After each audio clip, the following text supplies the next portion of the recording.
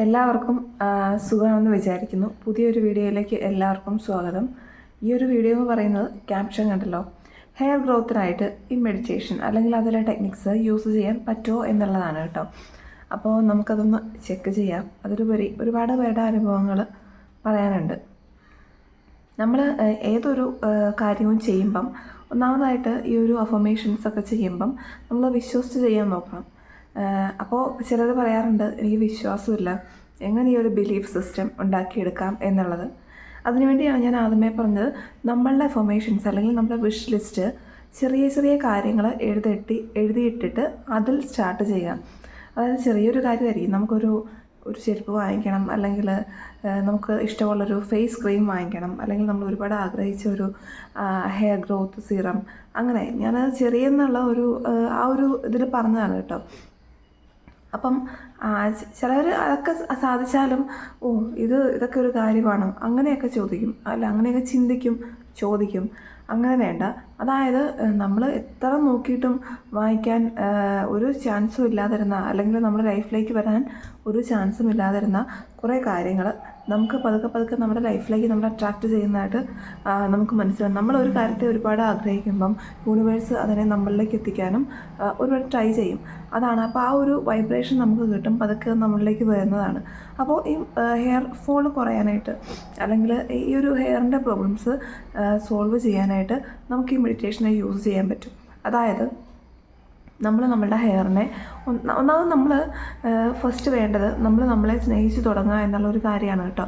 ഈ ഒരു മെഡിറ്റേഷനിലേക്ക് വരുമ്പോഴത്തേക്കും നമ്മൾ ഒരുപാട് ഇമ്പോർട്ടൻസ് കൊടുത്തു തുടങ്ങും. നമ്മളാണ് ഏറ്റവും വലുത്, നമുക്ക് ഈ ലോകത്ത് പല കാര്യങ്ങളും അച്ചീവ് ചെയ്യാൻ പറ്റും. പിന്നെ നമ്മളെ നെഗറ്റീവ് എടുപ്പിക്കുന്ന, അതായത് നമ്മളെ വിഷമിപ്പിക്കുന്ന കാര്യങ്ങളൊന്നും നമുക്കൊന്നും അല്ല എന്നുള്ളൊരു ഫീലിലേക്ക് നമ്മൾ എത്തിത്തുടങ്ങും. അങ്ങനെ ഒരു ഫീല് വന്നിട്ടുണ്ടെങ്കിൽ പിന്നെ നമുക്ക് ഒരുപാട് കാര്യങ്ങൾ അച്ചീവ് ചെയ്യാൻ പറ്റും. അപ്പോൾ ഞാൻ പറഞ്ഞല്ലോ, ചെറിയ ചെറിയ ഗോൾസ് എഴുതിയിടുക ഒരു ബുക്കിൽ. എന്നിട്ട് അത് നമുക്ക് കിട്ടിക്കഴിയുമ്പം അന്നേ ടിക്കിട്ട് അങ്ങ് വിട്ടേക്കുക. അങ്ങനെ നമുക്ക് ആ ഒരു ബിലീഫ് സിസ്റ്റം നമുക്ക് പതുക്കെ അങ്ങ് ഉണ്ടാക്കിയെടുക്കാൻ പറ്റും.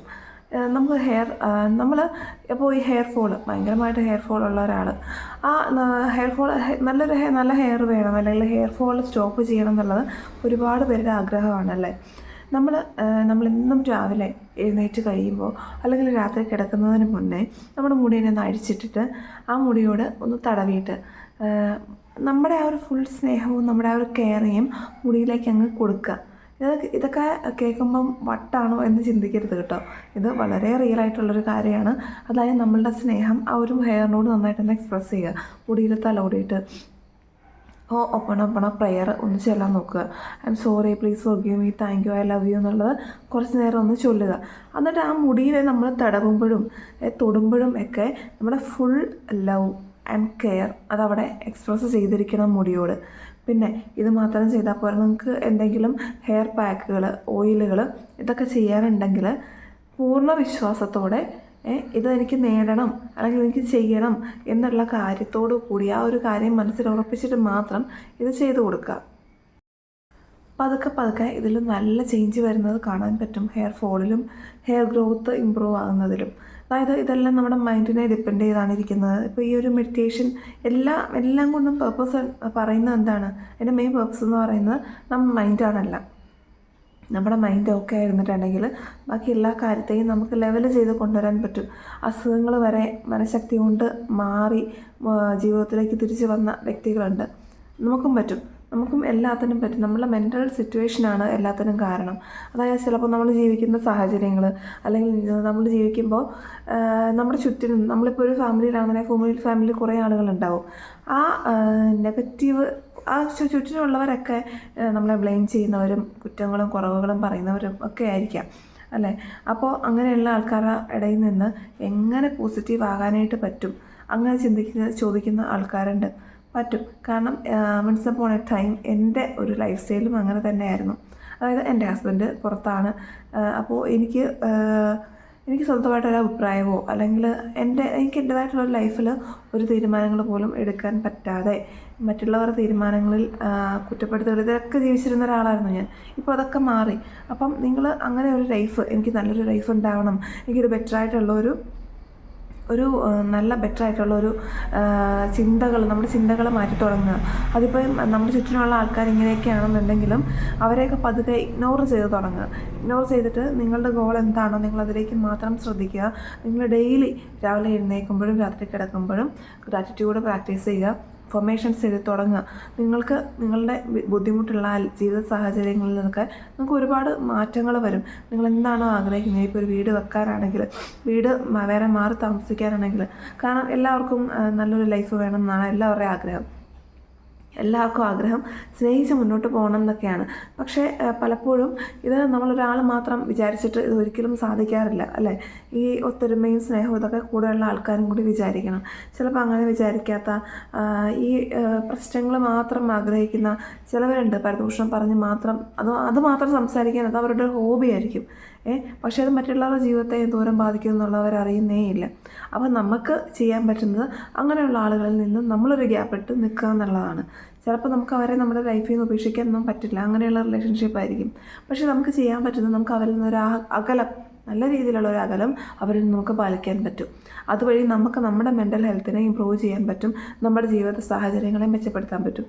ഓക്കെ, അപ്പോൾ അങ്ങനെ ചെയ്യുക. സ്വന്തം കുടുംബത്തിലുള്ള ആൾക്കാർ ആരും ആയിക്കൊള്ളട്ടെ, അവർ ഭയങ്കരമായിട്ട് നെഗറ്റീവായിട്ടുള്ളൊരു പേഴ്സൺ ആണെന്നുണ്ടെങ്കിൽ നിങ്ങൾക്ക് അവരിൽ നിന്നും നല്ല രീതിയിലൊരു ഗ്യാപ്പ് ഇട്ട് നമുക്ക് നമ്മുടെ മെൻ്റൽ ഹെൽത്തിനെയും നമ്മളെയും നമുക്ക് രക്ഷിക്കാൻ പറ്റും. നമ്മളിങ്ങനെയൊക്കെ ചെയ്തെങ്കിലേ കാര്യമുള്ളൂ. അല്ലാതെ എന്നാ ചെയ്യാൻ പറ്റും, നമ്മളിങ്ങനെ ഇരുന്ന് പോയി, നമ്മുടെ ലൈഫ് ഇങ്ങനെ ആയിപ്പോയി എന്നും പറഞ്ഞ് ഇരുന്നിട്ടുണ്ടെങ്കിൽ വീണ്ടും നമ്മൾ ഡൗൺ ആയി പോകത്തേ ഉള്ളൂ, നമുക്ക് ഇമ്പ്രൂവ്മെൻറ്റ് ഉണ്ടാകത്തില്ല. അതുകൊണ്ടാണ് ഞാൻ പറയുന്നത്, നമ്മുടെ ജീവിത സാഹചര്യങ്ങളെ മെച്ചപ്പെടുത്തണം എന്ന് താല്പര്യമുണ്ടെന്നുണ്ടെങ്കിൽ നമ്മൾ നമ്മുടെ ആ ഒരു മൈൻഡിൻ്റെ വൈബ്രേഷനെ അതിനെ ഇമ്പ്രൂവ് ചെയ്ത് കൊണ്ടുവരിക. അതുകൊണ്ടാണ് ഞാൻ പറയുന്നത് നിങ്ങളത് പ്രാക്ടീസ് ചെയ്ത് തുടങ്ങുക. അപ്പോൾ ഇന്ന് ഞാൻ ഹെയറിൻ്റെ കാര്യമാണ് പറയുന്നത്. നിങ്ങളപ്പോൾ എന്ത് ഹെയർ മാസ്ക് ആണെങ്കിലും ഹെയർ ഗ്രോത്ത് സിറം ആണെങ്കിലും ഹെയർ ഓയിലാണെങ്കിലും അത് ചെയ്യുന്നുണ്ടെങ്കിൽ അത് കയ്യിലെടുത്തിട്ട് പൂർണ്ണ വിശ്വാസത്തോടു കൂടി തലയിൽ അപ്ലൈ ചെയ്ത് കൊടുക്കുക.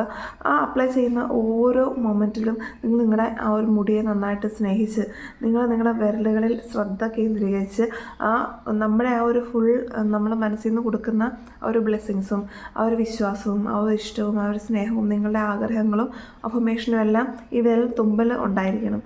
എന്നിട്ട് നമുക്കങ്ങനെ കൊണ്ടുവരാൻ പറ്റും. നമ്മുടെ ഫുൾ കോൺസെൻട്രേഷൻ അങ്ങനെ കൊണ്ടുവന്നിട്ട് നമുക്കതിനെ നന്നായിട്ട് മസാജ് ചെയ്ത് കൊണ്ടുവരാൻ പറ്റും. നമ്മുടെ മൈൻഡിൻ്റെ പവർ ഒരുപാടാണ്.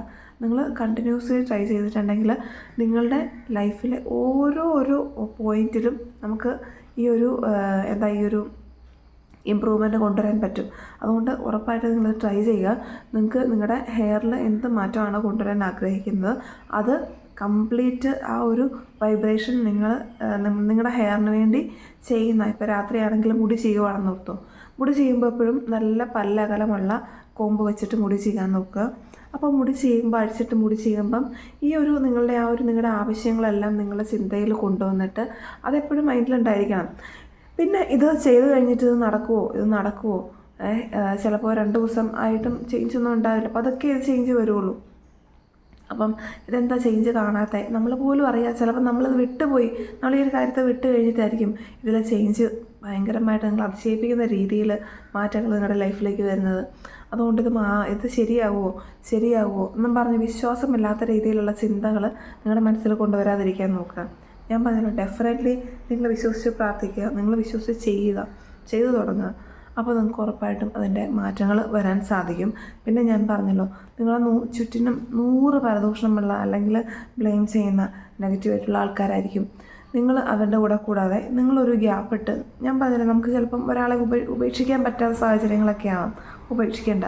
പക്ഷേ നല്ല രീതിയിൽ അവരിൽ നിന്നും ഡിസ്റ്റൻസ് കീപ്പ് ചെയ്ത് നിൽക്കാൻ പറ്റും.